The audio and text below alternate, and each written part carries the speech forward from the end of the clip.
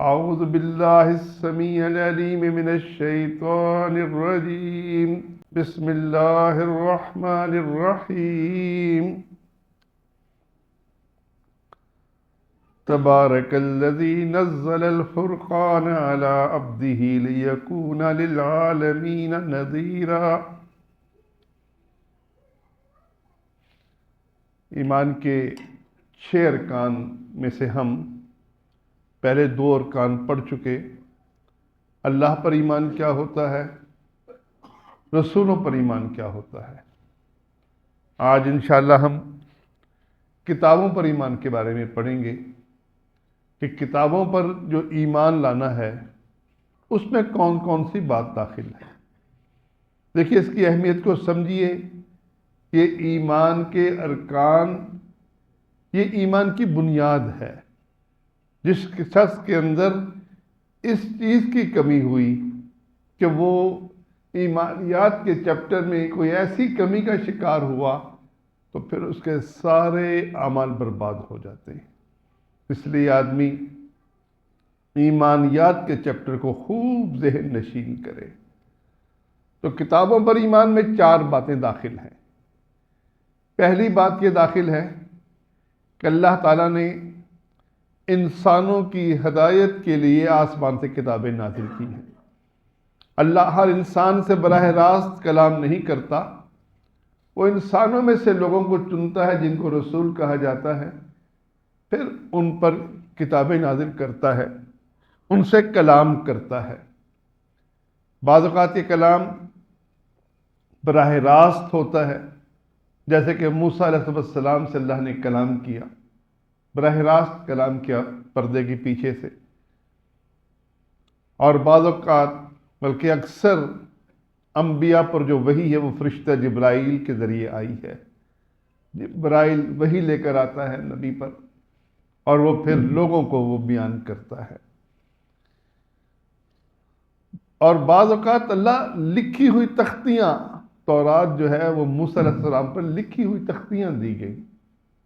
تو یہ اللہ نے رسولوں کو منتخب کرنے کے بعد ان پر اپنا کلام نازل کیا. پہلی بات تو یہ ہے. پھر اس کلام کے اندر جن کتابوں کی صراحت اللہ کی کتاب میں موجود ہے یا حدیث مبارکہ میں موجود ہے، جیسے اللہ قرآن مجید میں تورات کا ذکر کرتا ہے، انجیل، زبور، ابراہیم علیہ السلام کے صحیفے اور قرآن مجید، تو ان کتابوں پر ان کے نام کے ساتھ ایمان لانا کہ اللہ تعالیٰ نے تورات نازل کی ہے، اللہ تعالیٰ نے زبور نازل کی ہے، انجیل اللہ کی کتاب ہے اور قرآن مجید اللہ کی کتاب ہے. اور جن کا کتابوں کا نام موجود نہیں، اجمالی طور پر اللہ نے بیان فرمایا کہ ہم نے ہر بستی میں رسول بھیجے اور ان پر وحی کی، انہوں نے اللہ کا پیغام سنایا. تو اس پر اجمالی طور پر ایمان کہ اللہ تعالیٰ نبیوں کو دنیا میں بھیج کر اپنا پیغام بھیجتا ہے اور ان لوگوں کو اپنا پیغام سناتے ہیں. تیسری بات،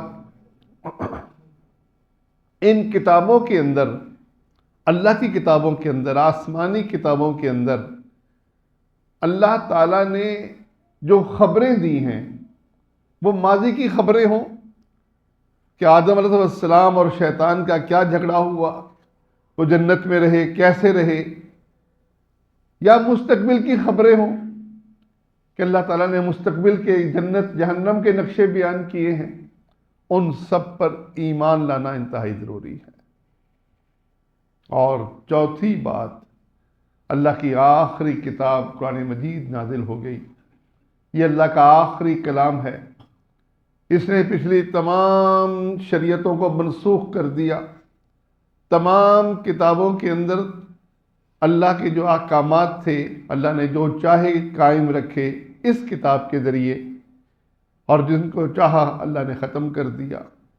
تو یہ اللہ کی آخری کتاب ہے اور اس کتاب پر ایمان لانا اور پچھلی کتابوں پر ایمان لانا یہ ایک مومن کے لیے لازم ہے.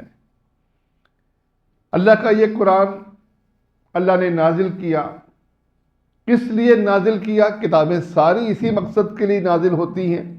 سورۃ فرقان میں اللہ فرماتا ہے تبارک الذی نزل الفرقان، اللہ تعالی برکت والی وہ ذات ہے جس نے نازل کیا فرقان علی عبدہ، اپنے بندے پر، لیکون للعالمین نذیرا، تاکہ وہ سارے جہانوں کو ڈرانے والا بن جائے۔ تو ایک بات تو یہاں یہ معلوم ہوئی کہ کتابیں اللہ نے جو بھی نازل کی وہ فرقان ہوا کرتی ہیں، وہ فرق کر دینے والی ہوتی ہیں۔ کس چیز میں؟ حق اور باطل میں، توحید اور شرک میں، ایمان اور کفر میں۔ حق اور باطل یہ اندھیرا اور روشنی، حق روشنی ہے اور باطل اندھیرا ہے۔ تو اللہ تعالیٰ ان کتابوں کے ذریعے بات کھول کر بیان کرتا ہے۔ اور دیکھ لیجئے کہ جو شخص یہ سمجھتا ہے کہ اللہ کی کتاب کے اندر اللہ نے کہیں کچھ کہا ہے کہیں کچھ کہا ہے، تو اس کو فرقان نہیں مانتا۔ ماننا پڑے گا کہ الف لام میم سے لے کر والناس تک ایک ہی بات ہے۔ یہ ممکن نہیں کہ کوئی مولوی اٹھے اور اس میں سے ثابت کر دے کہ علی مشکل کشا ہے، حاجت روا ہے، اور دوسرا اٹھے اور وہ ثابت کرے یہ بات تو شرک ہے۔ ایسا ممکن نہیں ہے۔ اللہ نے فرقان نازل کیا ہے، یہ وہ کلام ہے جس میں اللہ نے ایک بات کہی، اور اس کے لیے اللہ نے یہ بھی کہہ دیا کہ اگر یہ کلام اللہ کا کلام نہ ہوتا، کسی انسانی کلام ہوتا، تو پھر اس میں اختلاف کثیر ہوتا۔ اگر کہیں اللہ کے نبی کو نور کہا اور کہیں بشر کہا، کہیں عالم الغیب کہا اور کہیں علم غیب کی نفی کر دی، تو پھر تو نعوذ باللہ تو اللہ کے کلام کی نفی ہوتی ہے۔ اللہ کا کلام وہ کلام ہے جو الف لام میم سے لے کر والناس تک ایک ہی بات کرتا ہے۔ جو لوگ اس کے اندر غور و فکر کرتے ہیں، اللہ تعالیٰ اس کے لیے ضرور اپنے راستے آسان کر دیتا ہے، اور ضرور ان کو سمجھ دیتا ہے کہ اللہ کی بات کیا ہے۔ اور دوسری بات کہ نازل اپنے بندے پر اس لیے کیا تاکہ وہ جہانوں کو ڈرانے والا بن جائے۔ اس سے مقصود لوگوں کو ڈرانا ہے آخرت کے عذاب سے، لوگوں کے اندر جنت کی طلب پیدا کرنا ہے اور جہنم کے عذاب سے ڈرانا، وہ اس قرآن مجید کا مقصود ہے۔ تو اس قرآن مجید کو پڑھنا، سیکھنا، حفظ کرنا یہ ثواب کے کام ہیں، لیکن یہ ایمان رکھنا کہ یہ فرقان ہے، اس میں حق بات بیان ہوئی ہے، اس میں باطل کہیں کسی کے قریب نہیں آیا، اور قیامت تک کے لیے اللہ نے اس کتاب کو محفوظ کر دیا۔ جیسے کہ اللہ تعالیٰ ارشاد فرماتا ہے کہ یہ کتاب اِنَّا نَحْنُ نَزَّلْنَا الذِّکْرَ، ہم نے اس ذکر کو نازل کیا، وَإِنَّا لَهُ لَحَافِظُونَ، اور بے شک ہم ہی اس کی حفاظت کرنے والے ہیں۔ تو یہ اللہ کا وہ کلام ہے جس کی حفاظت کا ذمہ اللہ نے خود اٹھایا ہے۔ پچھلی کتابوں کے اندر لوگوں نے تحریف کی، اس کے معنی کے اندر بھی تحریف کی اور اس کے اندر لفظی تحریف بھی کی۔ وہ کتابیں جب تک اللہ نے چاہا اللہ نے قائم رکھی۔ آج جو کتاب مقدس کے نام سے جو کتاب چلتی ہے وہ نہ تورات ہے، نہ انجیل ہے، نہ زبور ہے۔ وہ کتاب لوگوں کے مختلف، آپ خود دیکھیے گا اس کتاب کے اندر آپ کو مختلف لوگوں کے نام لکھے ہوں گے۔ یہ متا کی ہے، یہ لوکس کی ہے۔ اب وہ متا نے جمع کی، وہ لوکس نے جمع کی، وہ ان لوگوں کی جمع کردہ باتیں ہیں، وہ ان کی ہسٹری ہے جس میں ان کے اپنے خیالات بھی جمع ہوئے ہیں۔ وہ تورات اور انجیل نہیں ہے۔ تورات اور انجیل جب تک اللہ نے چاہا اس کو محفوظ رکھا، اس کے بعد اللہ نے آخری کتاب نازل کی اور اس کی حفاظت کا ذمہ خود لے لیا۔ اب اس کے اندر کوئی تبدیلی نہیں کر سکتا۔ کیسے حفاظت اللہ نے کی،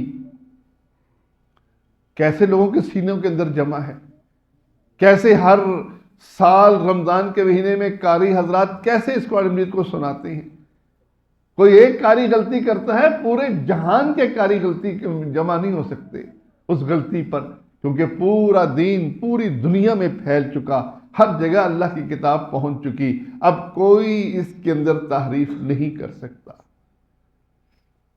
ان کی کتابیں تورات اور انجیل مدتوں غائب رہتی تھیں اور ان کو خاص خاص لوگ پڑھتے تھے، عام لوگوں کے اندر وہ چیز اتنی معروف نہیں ہوئی جو اللہ نے یہاں معروف کی ہے۔ جیسے اللہ نے اس قرآن کی حفاظت کی ہے کتابت کے ذریعے بھی، اور لوگوں کے سینوں کے اندر جمع کرنے کی صورت میں بھی، یہ اللہ کا اس قرآن کے بارے میں یہ وعدہ ہے کہ اس کی ہم حفاظت کریں گے، اور اس کے اندر کوئی ترمیم نہ شروع میں ہوئی نہ بعد میں ہو سکتی ہے۔ کوئی کہے کہ اس کی آیتیں بکریاں کھا گئی، سب جھوٹ ہے۔ کوئی اس کی آیتوں کو غائب نہیں کر سکتا، کیونکہ اللہ نے اس بات کا ذمہ لیا۔ اب اس کتاب کے بارے میں سب سے اہم بات یہ ہے کہ ہم نے اس پر ایمان لانے کے بعد اس پر عمل کرنا ہے، یہ ہماری زندگی کا حصہ بننا ہے۔ اللہ تعالیٰ نے نازل ہی اپنے احکامات اس لیے کیے ہیں کہ اللہ تعالیٰ کے ان حکموں پر چلا جائے۔ اگر کوئی شخص اس کتاب سے، اللہ کے حکموں سے اعراض کرتا ہے، منہ پھیرتا ہے، تو اللہ تعالیٰ نے اس کی بڑی سخت سزا بیان فرمائی ہے۔ دیکھیے اللہ تعالیٰ ارشاد فرماتا ہے، یہ سورۃ طٰہٰ ہے، وَمَنْ أَعْرَضَ عَنْ ذِكْرِي، جو میری نصیحت کو، میری اس کتاب کو، ان احکامات سے منہ پھیرے گا، اعراض کرے گا، تو کیا اللہ سزا دے گا؟ فَإِنَّ لَهُ مَعِيشَةً ضَنْكًا، اس کی زندگی تنگ ہو جائے گی۔ دنیا کی جتنی تنگیاں ہیں اس کی وجہ بیان کر دی کہ اس ذکر سے اعراض کرنے والوں کی زندگیاں تنگ ہوں گی۔ ظاہراً وہ بڑے خوشحال نظر آئیں گے، بڑے کاروں کے اندر پھر رہے ہوں گے، خوب کمائی بھی کر رہے ہوں گے، لیکن زندگی ان کی تنگ ہوگی۔ اور دوسری سزا جو اللہ نے آخرت میں ذکر فرمائی، وہ فرمایا وَنَحْشُرُهُ يَوْمَ الْقِيَامَةِ أَعْمَىٰ، قیامت کے دن اللہ ان کو اندھا اٹھائے گا۔ قَالَ رَبِّ لِمَا حَشَرْتَنِي أَعْمَىٰ، وہ کہے گا اے میرے رب تو نے مجھے اندھا کیوں اٹھایا؟ وَقَدْ كُنْتُ بَصِيرًا، میں تو آنکھوں والا تھا، دیکھتا تھا۔ قَالَ كَذَلِكَ، اللہ فرمائے گا ایسے ہی، أَتَتْكَ آيَاتُنَا، تیرے پاس ہماری آیتیں آئیں، فَنَسِيتَهَا، تو نے ان کو بھلا دیا، تو نے ان کو یاد ہی نہیں رکھا۔ وَكَذَلِكَ الْيَوْمَ تُنْسَىٰ، آج ہم تجھے بھول جائیں گے۔ یہاں بھلانے سے یہ مقصود نہیں ہے کہ قرآن مجید یاد کیا تھا اور کوئی صورت بھول گئی، یہ تو صحابہ تک کے اندر چیز موجود ہے کہ ان سے بھول قرآن مجید پڑھتے ہوئے موجود ہے، تو یہ بھول جو ہے یہ بھول نہیں ہے، اس کی وعید صحیح حدیث پہ موجود نہیں ہے، یہ ڈرایا دیا جاتا ہے خام خواہ لوگوں کو کہ بھئی اگر تم نے اس کو یاد نہ رکھا اور اس کو حفظ کر لیا اور پھر تم نے یاد نہ رکھا تو تمہارے لیے یہ اور یہ سزائیں ہیں۔ جو سزا ہے وہ اس بھولنے کی ہے کہ بندہ اس کو اپنی زندگی میں اس کی ضرورت محسوس نہ کرے، اس سے اعراض کرے، ایسا اعراض کرے کہ اس کو یہ محسوس ہی نہ ہو کہ مجھے کچھ شریعت کی ضرورت ہے۔ جو شخص ایسا اعراض کرتا ہے یہ ساری سزائیں ان کے لیے ہیں۔ باقی یہ ترغیب ہے کہ وہ قرآن مجید کو یاد کرے، جب جو حفظ کر لے وہ بار بار پڑھے، اس کے لیے اجر بیان ہوا ہے اور اس کے لیے بڑا رتبہ بیان کیا ہے کہ تم میں بہترین وہ ہے جو قرآن پڑھتا اور پڑھاتا ہے، سیکھتا اور سکھاتا ہے۔ اس کے لیے اجر ضرور بیان ہوا ہے، لیکن اس کے لیے ایسی سزا نہیں ہے کہ وہ اندھا ہوگا اور وہ جو کہے گا کہ تو نے اللہ مجھے اندھا کیوں پیدا کیا، تو اللہ فرمائے گا تو میرا قرآن بھول گیا تھا۔ یہ مقصود نہیں ہے، یہاں بھولنے سے مراد تو نے اس کی پرواہ نہیں کی۔ کاروبار کرنا ہے، کاروبار کرتے ہوئے اللہ کے احکامات موجود ہیں، وہ اپنی ضرورت ہی نہ سمجھے، وہ سود کا کام کرے اور اس کی ضرورت ہی محسوس نہ کرے کہ شریعت سے پوچھے، مولوی سے پوچھے کہ مولوی صاحب اس کام میں جو میں کر رہا ہوں شرعی احکامات کیا ہیں۔ نماز کی حد تک بڑا چست ہو، نماز کے سارے مسائل اس کو پتہ ہوں، سارے جزیات تک کو وہ جانتا ہو، حج اور عمرہ کرنا جائے تو اس کے لیے وہ بڑی فکر مند ہو اور جائے، اور مولوی صاحب سے پورا طریقہ سیکھے عمرے کا اور حج کا، بڑی اچھی بات ہے۔ لیکن کاروبار کرتے ہوئے، معاملات کرتے ہوئے، زندگی گزارتے ہوئے اس نے اس چیز کے اندر شریعت کو بالکل نکال دیا ہو تو اللہ تعالیٰ اس پر غضبناک ہوتا ہے۔ اس لیے ہمیں دیکھیے، یہ اللہ تعالیٰ نے اس سلسلے میں آپ جہاں بھی اللہ کے احکامات دیکھیں گے، سورۃ النساء ہے، اب سورۃ النساء کے اندر اللہ نے وراثت کے قوانین بیان کیے ہیں، اور وراثت کے قوانین بیان کر کے یہ 10 نمبر اور 11 نمبر آئے تھے، گھر جا کر دیکھیے اور اس کو پڑھیے۔ اللہ تعالیٰ نے وراثت کے احکامات بیان کیے اور پھر اس کے بارے میں یہ ارشاد فرمایا کہ یہ جو اللہ حکم دے رہا ہے یہ کیا ہے؟ فریضۃ من اللہ، اللہ کی طرف سے مقرر کردہ ہیں، اور کہیں فرمایا یہ وصیۃ من اللہ، یہ اللہ کی طرف سے وصیت ہے، اور پھر فرمایا تلک حدود اللہ، یہ اللہ کی مقرر کردہ حدیں ہیں۔ جو کوئی اللہ رسول کی اطاعت کرے گا اللہ اس کو جنت میں داخل کرے گا، جس کے نیچے نہریں چل رہی ہوں گی، اس میں یہ ہمیشہ رہے گا، وَذَلِكَ الْفَوْزُ الْعَظِيمُ، اور یہ بہت بڑی کامیابی ہے۔ وَمَن يَعْصِ اللَّهَ وَرَسُولَهُ، جو کوئی اللہ رسول کی نافرمانی کرے گا، وَيَتَعَدَّ حُدُودَهُ، اور اس کی حدود کو، اس کے احکامات کو، اس کی شریعت کو پامال کرے گا، یدخلہ نارا، اللہ اس کو آگ میں داخل کرے گا، خالدن فیہا، وہ اس میں ہمیشہ رہے گا، وَلَهُ عَذَابٌ مُہِین، اس کے لیے دردناک عذاب ہے۔ اب یہ عذاب کن کے لیے ہے؟ وَيَتَعَدَّ حُدُودَهُ، جو اس کی حدوں کو، اس کی شریعت کو، اس کے احکامات کو پامال کرتے ہیں، ان کو توڑتے ہیں، ان کے دل میں گناہ کا احساس ہی نہیں ہے، وہ اس وراثت کے احکامات کو اپنی ضرورت ہی نہیں سمجھتے۔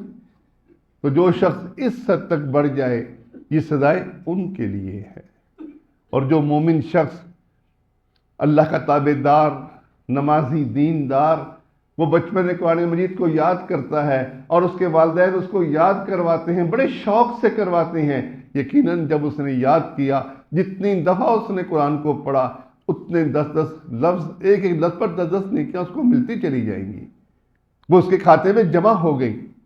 اب اگر اس کو جوانی کے اندر وقت نہیں مل رہا اور وہ چاہتا ضرور ہے کہ میں اپنا سبق دہراؤں، لیکن اس کو وقت نہیں مل رہا، کوئی مجبوریاں بن گئی ہیں، تو انشاءاللہ وہ گناہگار بھی نہیں ہوگا۔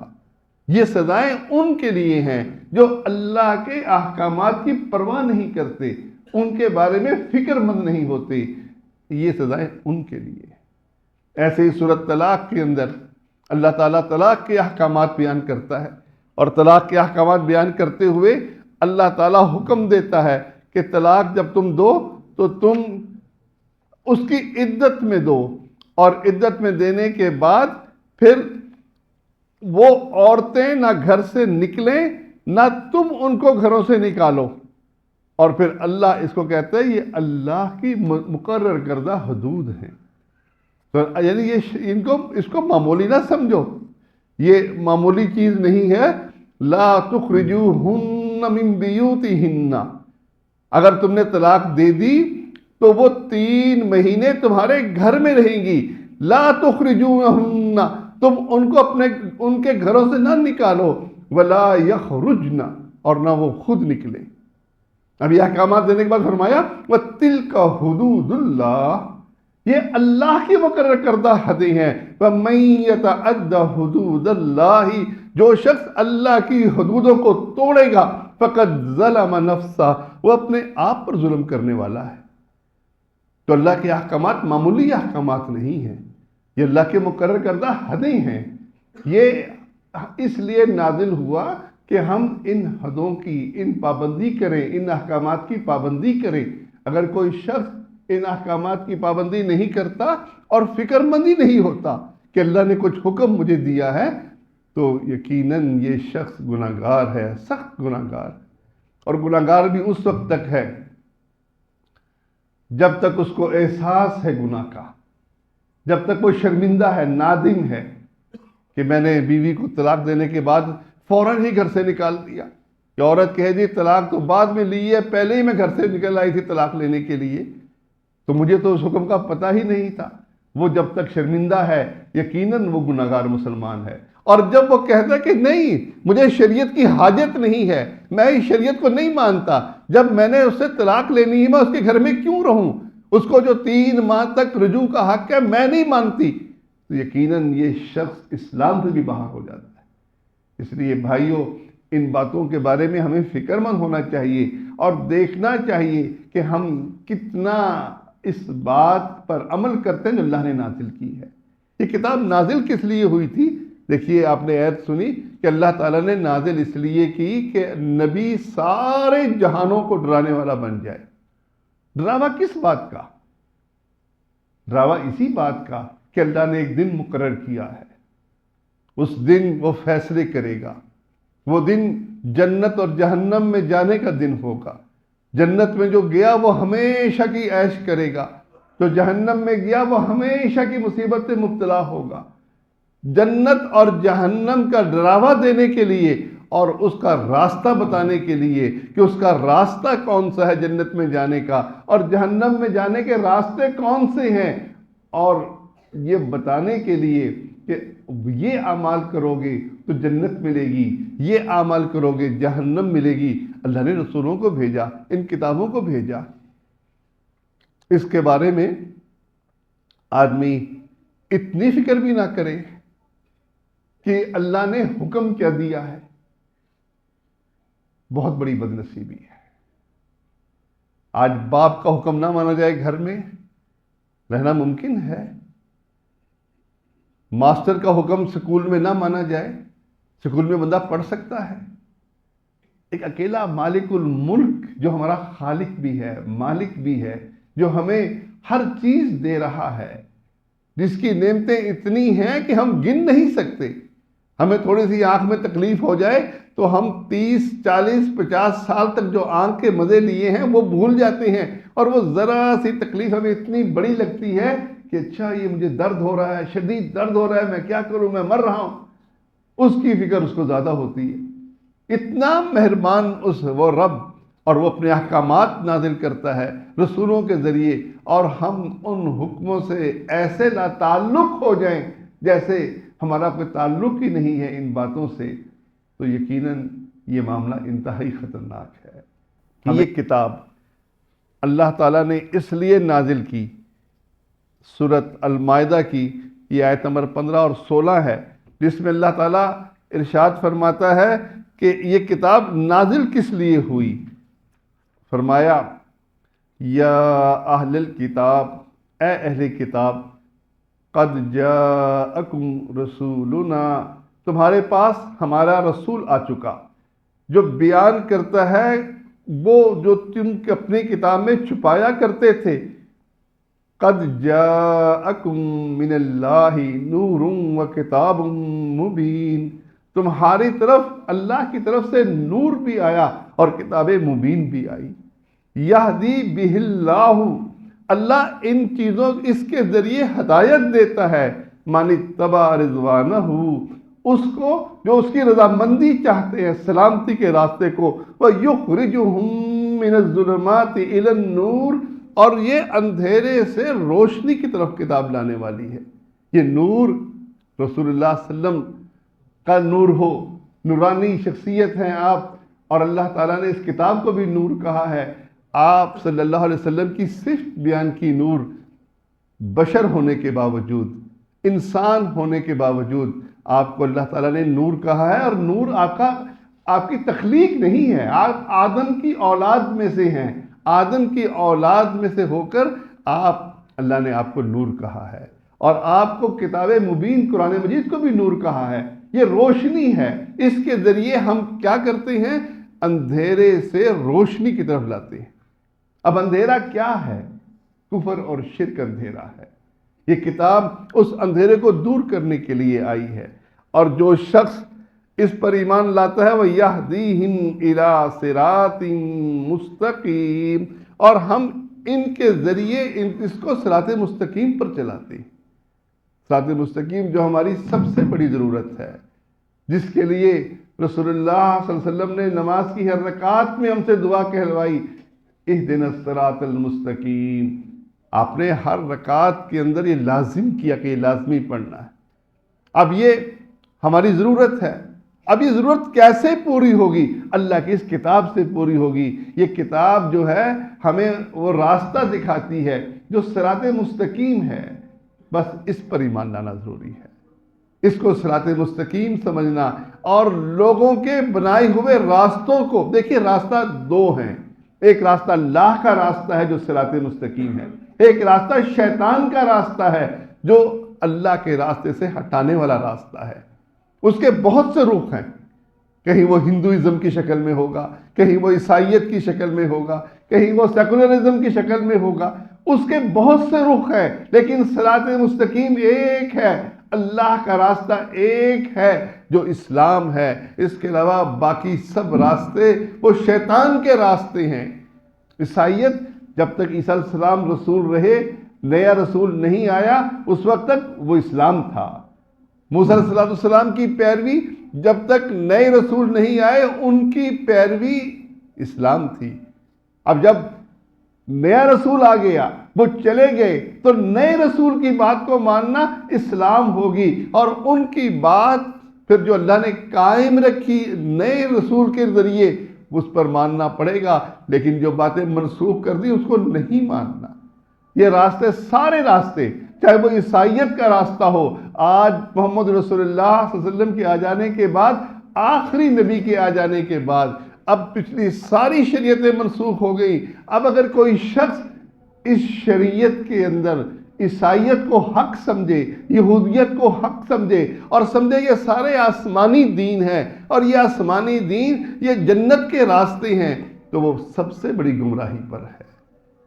یہ کتاب نازل ہونے کے بعد صرف محمد رسول اللہ صلی اللہ علیہ وسلم پر نازل ہونے والی یہ کتاب اور آپ کی شخصیت، دونوں چیزیں، کتاب اور سنت، یہ دونوں چیزیں انسان کو اندھیرے سے نکال کر روشنی میں لے کر آتی ہیں۔ اب اس کو اس لیے پڑھنا کہ ہم روشنی میں آ جائیں، ہم ہدایت پر آ جائیں، یہ ہماری ضرورت ہے۔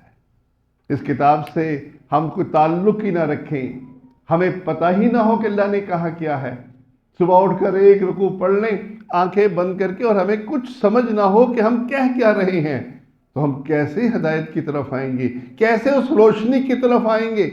اس روشنی کی طرف آنے کا ایک ہی طریقہ ہے کہ ہم سوچ سمجھ کر ایک لائن پڑھیں، لیکن پورے مفہوم کو جان کر پڑھیں، اس کا ترجمہ سمجھ کر پڑھیں کہ اللہ نے ہمیں کہا کیا ہے، حکم کس بات کا دیا ہے۔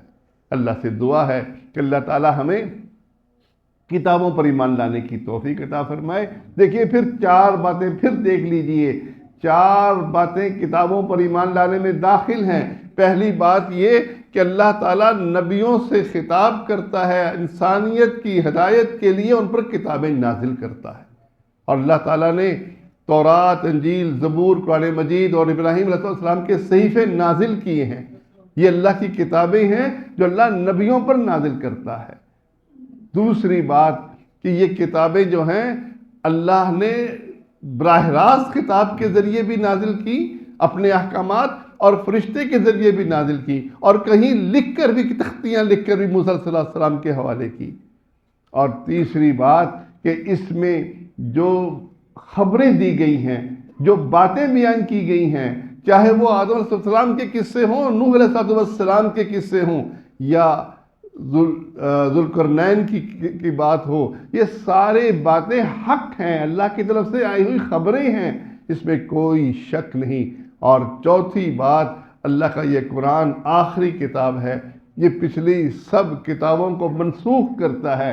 اب قیامت تک صرف اس قرآن مجید کو ماننے والے ہی کامیاب ہوں گے، وہی حق پر ہوں گے، اور جو اس کتاب کو نہیں مانتا یقیناً وہ گمراہی پر ہے۔ اللہ مجھے اور آپ کو ایمان لانے کی سے توفیق عطا فرمائے، کیونکہ ایمان درست ہوگا تو اس کے بعد عمل صالح، یہ دونوں چیزیں جنت میں لے جانے کا سبب بنیں گی۔ اگر ایمان کے اندر نقص ہوا، اگر ہمارے اس ایمان کے اندر کمزوریاں ہوئیں، تو پھر نجات ممکن نہیں ہے۔ اللہ ہمیں دین پر چلنے کی توفیق عطا فرمائے، آمین۔